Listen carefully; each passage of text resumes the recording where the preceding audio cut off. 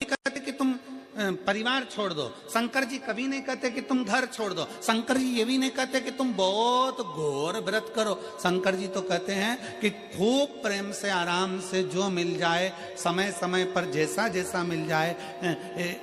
एक माता एक भैया लड्डू बांट रहा था कल शाम को, तो एक माता लड्डू बांटते बांटते भैया ने लड्डू दिया, तो माता जी बोली है तो गुड़ का मेरे से खवाएगा नहीं। गजक है क्या, गजक है क्या? अब गजक नहीं थी उसके पास में, तो उसने कहा गजक तो नहीं है, तो वो चल दिया। इतने में पास में एक माता बैठी थी, उसने कहा गजक, अरे वो लड्डू ही ले लेती तो फोड़ के खा लेती, गजक का ही काम करती है। लड्डू भी गया, गजक भी गई, लड्डू भी गया और गजक भी गई। तो शिव महापुराण की कथा कहती है, मेरी बुजुर्ग बुजुर्ग माताओं से निवेदन है, मेरे बुजुर्ग बुजुर्ग पिताओं से निवेदन है, मेरी माताओं से मेरे भाइयों से निवेदन है, अगर बच्चे कह रहे मम्मी, हे मम्मी चलो बैठो साथ में बैठ के समोसा खाओ, माँ को ये नहीं, मैं नहीं खाऊं, मैं नहीं खाऊं, लिया चल ला बैठ तो मेरे पास में आ इधर। बुजुर्गों को भी समय की अवधि का ध्यान रखते हुए थोड़े बच्चों जैसे ढलना पड़ेगा बुजुर्ग को।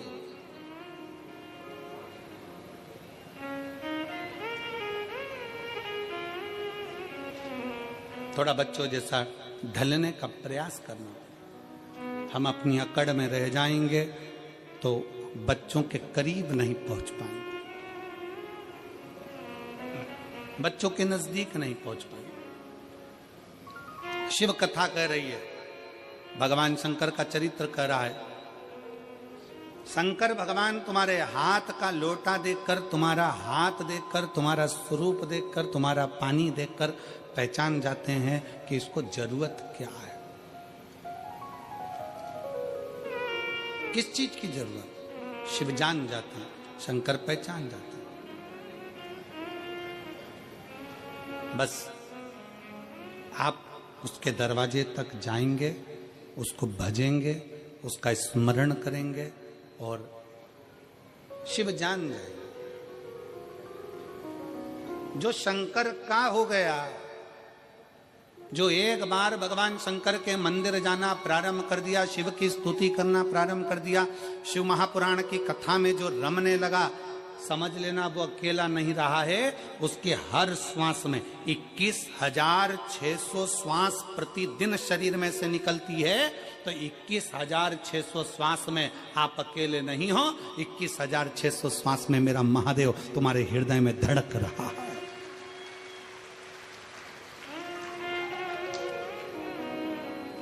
वो एक लाइन स्मरण में आती है ना,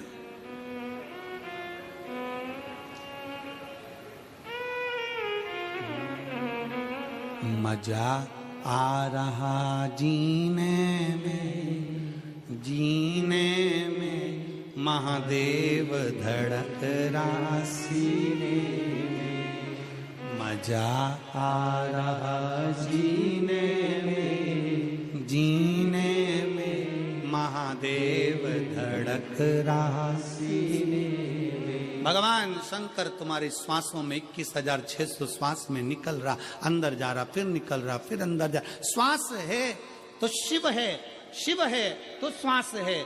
जिस दिन शिव शरीर से निकल गया, उस दिन शरीर नहीं रहेगा, केवल शव बन जाए, फिर शरीर नहीं है। एक पत्र है, मेरठ की जीजियों, मेरे मेरठ के जीजाओं, मेरी बेटियों बेटाओं, माताओं, मेरे भाई बहन, ये कथा आज तो 3रा दिन है, 4 दिन की और बची है। कथा जब पूरी हो जाएगी ना, जो कथा के पंडाल तक नहीं पहुंचे ना, वो बाद में पछताएंगे, सोचेंगे अपने नजदीक में तिजोरी खुली थी और हम हीरे बटोर नहीं पाए, और खाली खाली हम बटोर नहीं पाए, हम खाली की खाली रहे।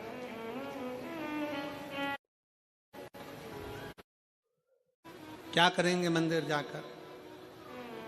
शिव महापुराण की कथा कहती, आप कितने भी करोड़पति हो, धनपति हो, वैभवपति हो, सत्तापति हो, पर एक बात याद रखना कि तुम्हारा धन, तुम्हारी वैभव, तुम्हारी सत्ता, तुम्हारा पैसा, तुम्हारी दौलत जिस दिन कहीं हॉस्पिटल में पड़े होगे, सारी दौलत तुम्हारी लॉकर में रहेगी, घर पर रहेगी, उस जगह पर केवल तुमने जो शंकर भगवान को एक लोटा जल चढ़ाया है, वो जल तुम्हारा कल बदलेगा, वो बदलेगा।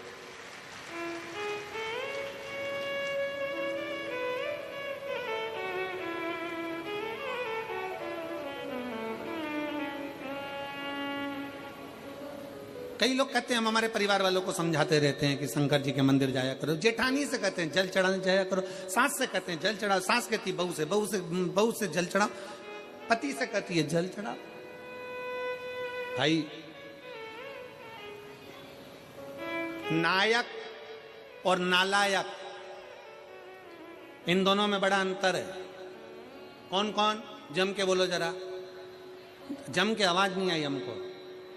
पहले नंबर पर नायक, दूसरे नंबर पर नालायक। नायक हमेशा दुश्मनों से लड़ता है और नालायक हमेशा अपनों से ही लड़ता है।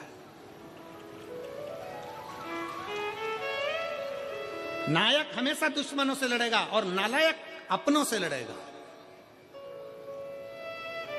जो सनातनी होकर भी, हिंदू के धर्म में भी प्रकट होने के बाद, जन्म लेने के बाद भी हिंदू का विरोध करे, जो सनातनी होने के बाद भी सनातन धर्म का विरोध करे, वो नालायक ही होता है, वो नायक नहीं हो सकता। अरे जब कोई सनातनी सत्कर्म कर रहा है, कोई सनातनी आगे बढ़ रहा है, कोई हमारे राष्ट्र की रक्षा कर रहा है, कोई सनातनी अपने इस राष्ट्र को मजबूत करने का प्रयास कर रहा है, तो एक एक सनातनी को चाहिए, एक एक हिंदू को चाहिए, एक एक व्यक्ति को चाहिए कि उसका साथ दे। पर कई लोग ऐसे हैं, दिन भर पांव खींचते रहते, दिन भर पांव, दिन भर।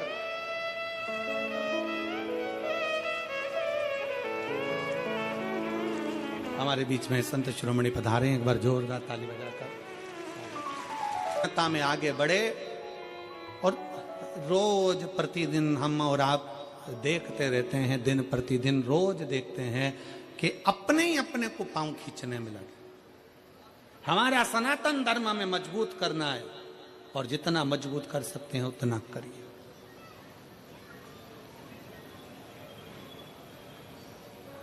आज सबसे बड़ी परेशानी कहां खड़ी होती है? जब हम अपनों से लड़ रहे होते, अपनों से हम उनको समझा रहे होते हैं कि अरे मजबूत होइए,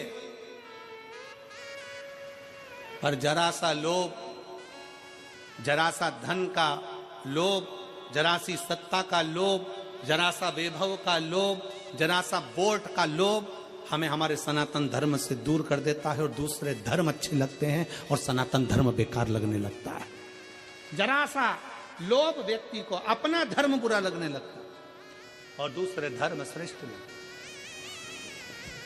शिव तत्व कह रहा है, भगवान शंकर की कथा कर रही है, अपने भीतर के भाव को प्रकट करिए, शंकर के मंदिर जाना प्रारंभ करिए, शिव की स्तुति करना प्रारंभ कर, को एक लोटा जल चढ़ाना प्रारंभ करिए। और जिस दिन आप शिव की स्तुति में लगोगे, शंकर का भजन करने में लगोगे, शंकर का नाम उच्चारण करने में लगोगे, तुम अकेले नहीं, 21,600 श्वास जो तुम्हारे शरीर से निकल रही है, इस 21,600 श्वास में भगवान शंकर तुम्हारे हर श्वास में, मेरा शिव तुम्हारे साथ में होगा, प्रत्येक श्वास में।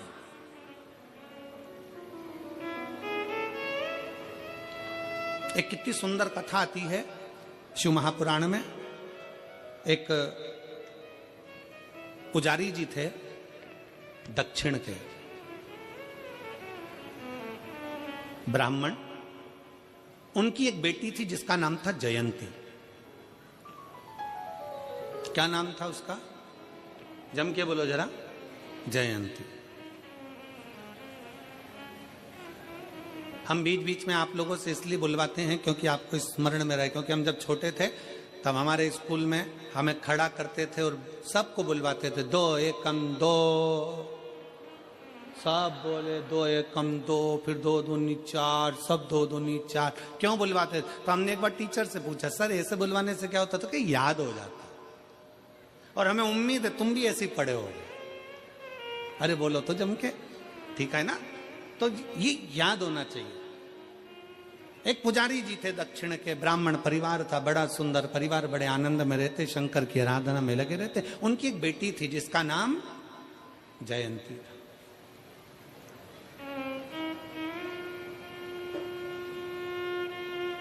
पिताजी मंदिर में सेवा करते, शिव मंदिर में, शंकर जी के मंदिर में आरती, पूजन, अर्चना, आराधना सब करते, सब करते।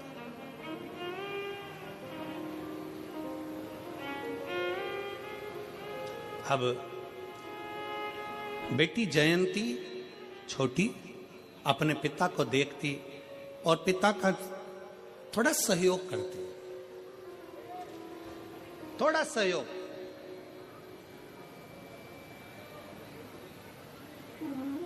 और बहुत, मैं जगत की सारी बेटियों से कहना चाहता हूं, जगत के सारे बेटाओं से कहना चाहता हूं,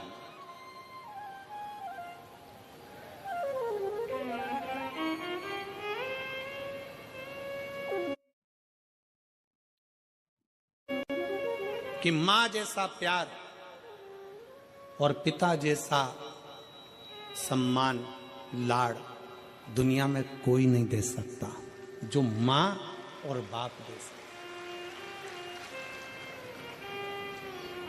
जो माता और पिता दे सकते हैं वो दुनिया में कोई नहीं दे सकता। अपने बच्चों के प्रति कितना स्नेह होना चाहिए, अपने बच्चों के प्रति कितनी प्रबलता होना चाहिए, ये शंकर भगवान से सीखना चाहिए। कि शंकर भगवान की परिक्रमा गणेश जी महाराज ने लगा ली थी और गणेश जी को वर मिल गया था प्रथम पूजन का, प्रथम गिनती का। गणेश जी प्रथम पूजन में आने लगे तो पार्वती मैया की आंखों में जल भर गया था। आपने एक बेटे को इतना सम्मान दे दिया। मेरा दूसरा बेटा कार्तिक है, वो तो मोर पर बैठकर पूरी पृथ्वी की परिक्रमा करने गया है। गणेश जी ने बुद्धि से तुम्हारी परिक्रमा करी, वो शरीर से लगाने गया है, और तुमने पूरा की पूरा वर, तुमने पूरा की पूरा आशीर्वाद गणेश जी को दे दिया प्रथम गिनती में आने का। षडानंद कार्तिकेय को कुछ नहीं दिया। ये तो गलत बात है प्रभु। तुम्हारी परिक्रमा लगाई गणेश जी ने और तुमने सब कुछ दे दिया। शंकर भगवान की आंख में भी जल भर गया। पार्वती मांग, आज तू जो बोलेगी ना मैं वो दे दूंगा। पार्वती जी कहती हैं अब क्या मांगूं आपसे, बस इतना कृपा कर दो, आज के बाद आपकी कभी परिक्रमा ना हो, बस इतना वर दे दीजिए। आज के बाद आपकी कभी परिक्रमा ना हो। शंकर जी ने पूछा मेरी परिक्रमा नहीं हो, सारे देवताओं की परिक्रमा होगी और मेरी ना?